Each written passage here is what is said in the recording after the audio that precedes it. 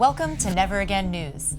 As we've been reporting, the human tragedy occurring in Artsakh, also known as Nagorno-Karabakh, continues unabated. We caught up with Yana Avanesyan, Senator Sam Brownback, Gev Iskajyan, including a meeting with senior White House officials. I'm Lori Watkins in Washington, D.C. It's estimated that most of the 120,000 ethnic Armenians in the region have fled to Armenia. The 120,000 Reasons campaign continues to receive unprecedented media exposure, including a meeting with senior White House officials. More on this later. We played our TV ad during the past GOP debate. And for those joining us for the first time, let's take a look. We promised, never again. But now 120,000 Christian Armenians are trapped with no access to food, fuel, and medicine.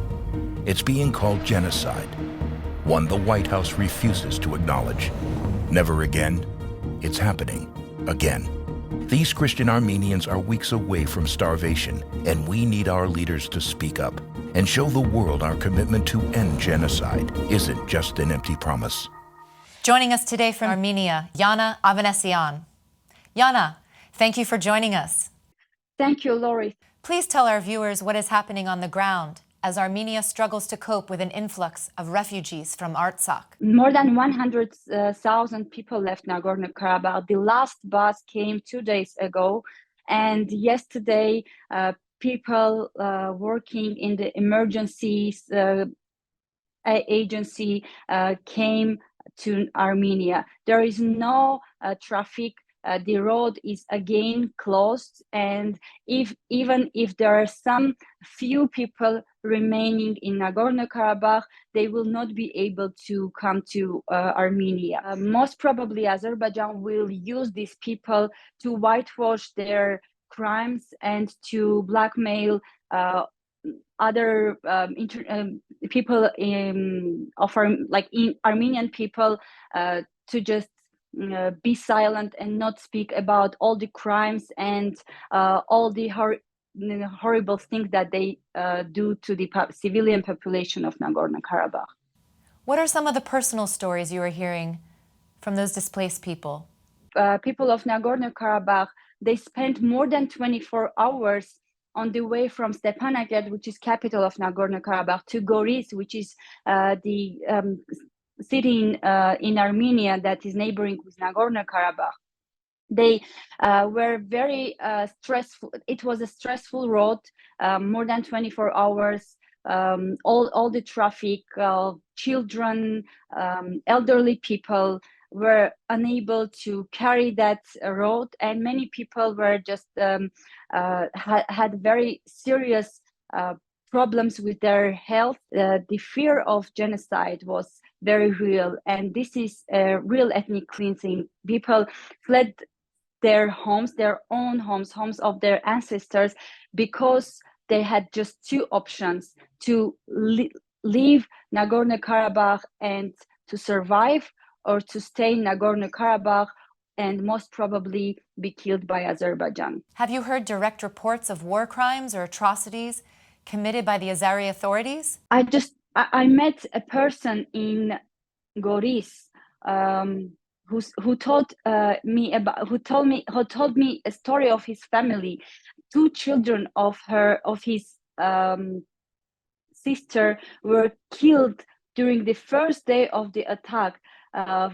8-year and 10-year-old children were killed by Azerbaijanis by Azerbaijani attack, and their funeral was just 2 days ago here in Armenia. They were able to transfer the bodies of these children, and there are so many these kind of stories about children being killed during this attack, about two elderly people being killed in their own homes because they weren't able or just didn't want to flee their home.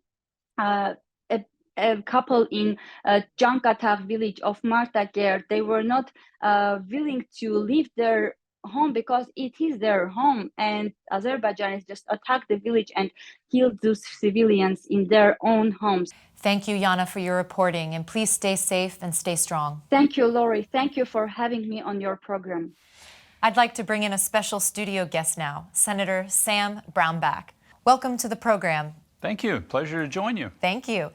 You have been a U.S. Senator, a governor, and most recently the ambassador for religious freedom. What have all of these roles prepared you for right now about what's going on the ground? It's shown me that you need to stand up for religious freedom around the world. If you don't, it leads to genocide. Religious minorities are the ones that almost always are the ones that are involved in a genocide. You can think of the Holocaust that everybody recalls from World War II was a religious minority, a Jewish minority. Before that was the Armenian Holocaust at the end of the Ottoman Empire in 1915. Currently, you could go to the Uyghurs, which are Muslims, being in a genocide in China. And that's what's really taught me, is if you can protect this core human right of religious freedom, you have the right to do with your own soul what you see fit, that really protects your religious minorities and protects your citizenry, and that's what we need to do. I can feel your passion on this. Why is this particularly interesting and important to you? I've seen so many people be family members of people that have been killed, imprisoned. It seems so unnecessary in a world that we're in today, in 2023. Why wouldn't you just respect another person's choice of what their faith is? And just say, that's your choice, this is my choice. Why can't we just respect it? But it doesn't happen. You have to really stand up and fight for it. And often times you have to fight for it with very strong measures and sometimes with weaponry. You've recently written 2 op-eds, one specifically in the DC Journal on genocide, and you called out GOP presidential candidates that are running on this issue and why they're not speaking out. Can you further discuss that, please? Well, I just think it's such a core principle, and particularly for Republicans, religious freedom is this core human right. We view it as the cornerstone human right. If you can get this one right, you can build your other human rights off of it. Freedom of speech, freedom of assembly. But you got to get this one right. And for Republican presidential candidates, a lot of what a campaign is about talking to the country. It's a discussion. And we should be discussing with them the central importance of religious freedom and internationally on our foreign policy. You also authored a second op-ed in the Washington Times where you pull back the curtain to have a wider perspective on what's going on between Russia and Iran.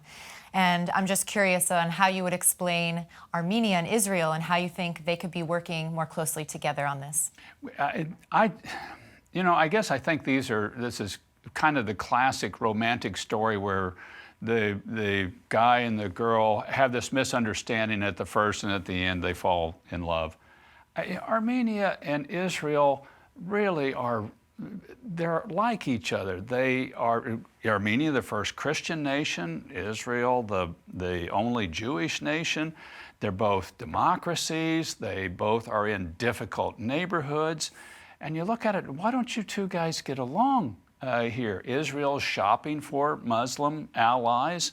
Armenia is just shopping to survive. And so they get in odd arrangements, but you look at the two of them and you go, you two should really be very close allies and moving forward. And I honestly think this is going to happen. If Armenia can make it through these current difficulties, that's really the issue on my mind right now, is Armenia being able to survive really this next year or two. You've been to the region now twice, sir, and I'm curious as to what you think the future holds and what the long-term consequences are that will happen from this conflict. Well, I've only been to Armenia once. I've been to the region in other countries in there a number of different times, but I'm concerned about one of 2 scenarios right now. One scenario is that Russia foments discontent within Armenia and moves to decapitate and remove the government. And this will be with complicity from Azerbaijan and Turkey. I think there's Russian-Azerbaijan collusion that's taking place in this. So one is either a Russian decapitation or trying to remove the head of government. The second is just a full-scale invasion from Azerbaijan, backed by Turkey, of Armenia. And the Russians just being a long-term protector of Armenia, but just saying, you want to move towards democracy? This is what that's going to get you. That's why I think we've got to really step in and be very supportive. Kansas National Guard has been in a training relationship with Armenia for years, but now we need the U.S. Secretary of Defense to go to Armenia and to talk with the Armenian leadership about the support of democracy and us supporting a democracy, a strong democracy, a fledgling democracy in that region, or it could get disastrous very quickly. Building off of that, talking about the highest level of leadership here in the U.S., what do you think the Biden administration could be doing or could have done to help this situation at all? There are so many things they could have done at a pretty low price tag. You could have just said, we're going to stop selling U.S. military equipment to Azerbaijan. We're not going to waive the 907 sanctions any longer. They could have gone to Turkey and said, if you keep backing this, we're going to put economic sanctions on you, on aluminum and steel exports from Turkey into the United States, similar to what we did during the Trump administration on Pastor Brunson. We put sanctions on him and they let him go. But you got to have some real teeth to it. And the UN just did this in Haiti when they announced the invasion, right? Or the support that they're going to also use the 907 rule. So there are instances where this is being done. So I agree that more could have been done by this administration. But now you got to look at the circumstances you're in now. You've got all these refugees from Nagorno-Karabakh, the Artsakh region, 120,000 probably all flee into Armenia. You got to support and you got to help them, but we've got to now stand up for Armenia proper. And I think that really calls on us not sending the other officials to provide aid to the region, which is fine, and we need to provide aid. We need to send in Secretary of Defense, the military people, to show a military support for Armenia. Why do you think this has become a Christian issue? I think because we're seeing another ancient Christian population being run out of the region. We've seen this happen in Iraq. There was 2.5 million Christians. There are now 200-some thousand that are left. Egypt, you still have a substantial Christian population, but most of the Middle East, North Africa, the Christians have all been run out. They've come to the United States, Canada, Europe. They form a new life, and you're kind of going, that's been the playbook. But we're finally starting to say, no, you shouldn't be forced to immigrate to another place because of your faith. That is not the world that we want, nor is it the world we should have. Or for any reason. Or for any reason, really, but that's what's been happening for decades.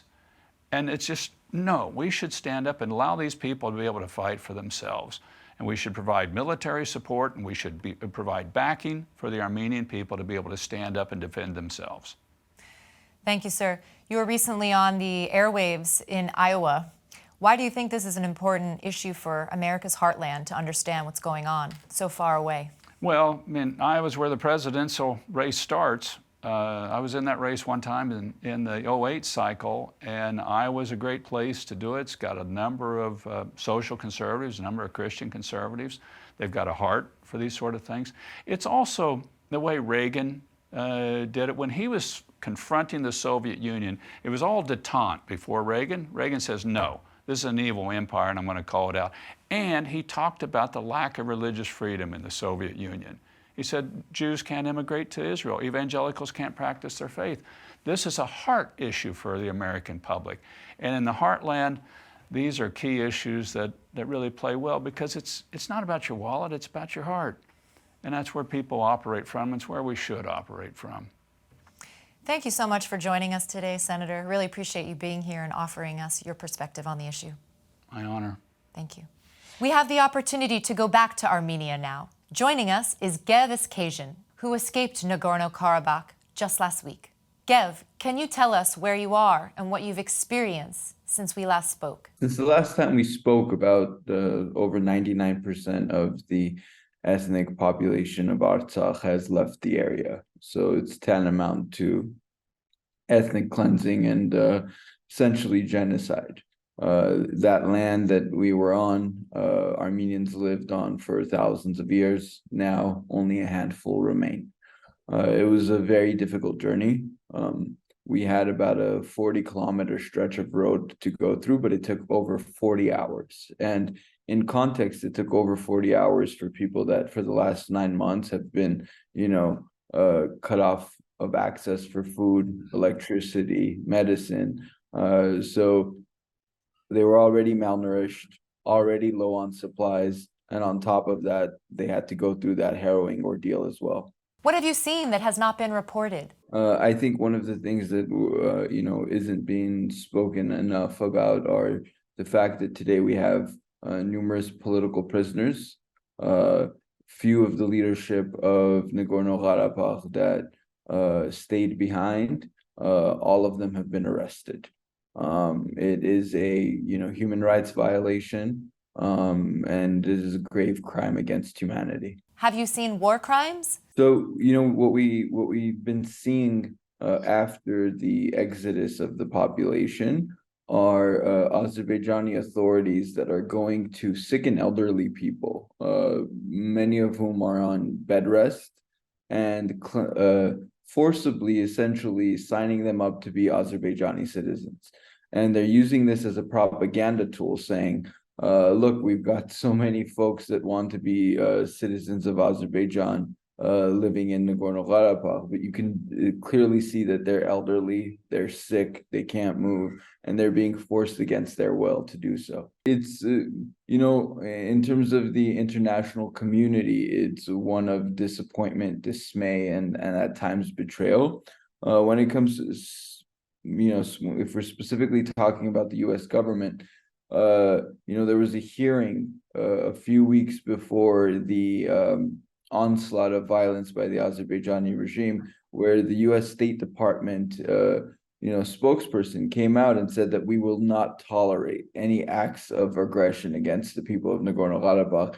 And literally within a week, they launched a full-scale, war against us. So, on one hand, you feel betrayed. On the other hand, the policymakers in the United States have to ask themselves, does our word mean anything on an international scale? And if a state actor like Azerbaijan can at any time willingly disregard what we say, what does it say about the strength of our State Department and the strength of our foreign policy? And here in Washington, D.C., there was an opportunity to take the message of the 120,000 Reasons Coalition to the White House. We caught up with James Tufenkian, and here's what he had to say. Representing 120,000 Reasons, I've got to say I wasn't expecting much, and I was really positively surprised and impressed by the reception we got, the very serious tone of the meeting, the careful listening on the part of the White House, and the desire to come back for another meeting to follow up on points we had discussed.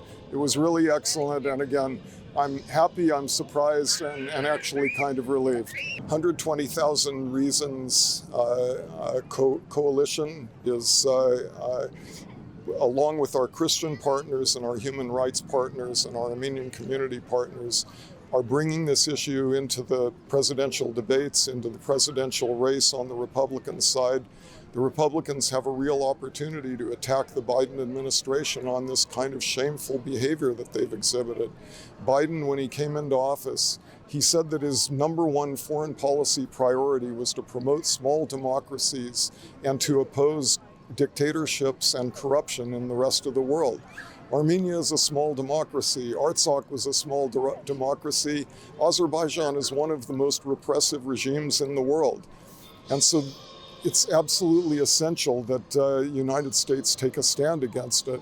So we're bringing this into the presidential debates and into the presidential contest, and hoping that it becomes a major issue and that the Biden administration, if nothing else from that pressure, will be forced to respond. Thanks to the efforts of the coalition members of the 120,000 Reasons campaign, a bipartisan press conference was held on Capitol Hill recently, where representatives called for an end to arms supplies for the Azeri regime.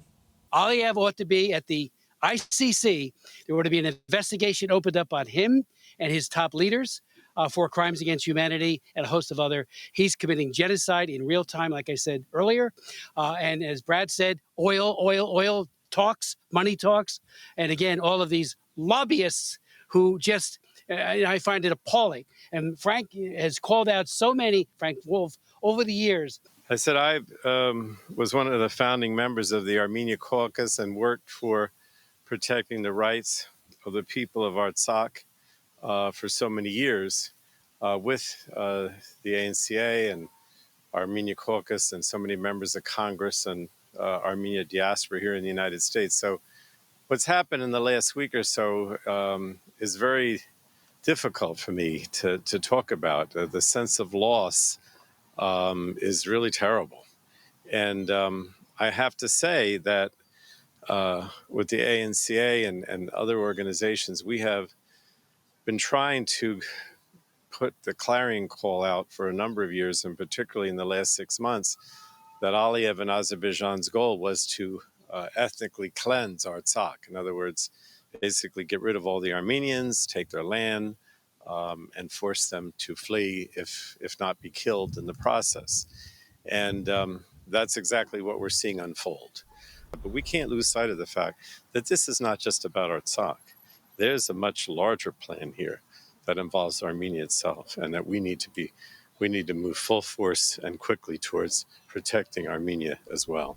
Please get involved in the 120,000 Reasons campaign at 120,000reasons.org or at 120,000 Reasons on X, Facebook, and Instagram.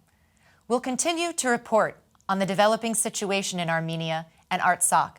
Join us again next time on Never Again News.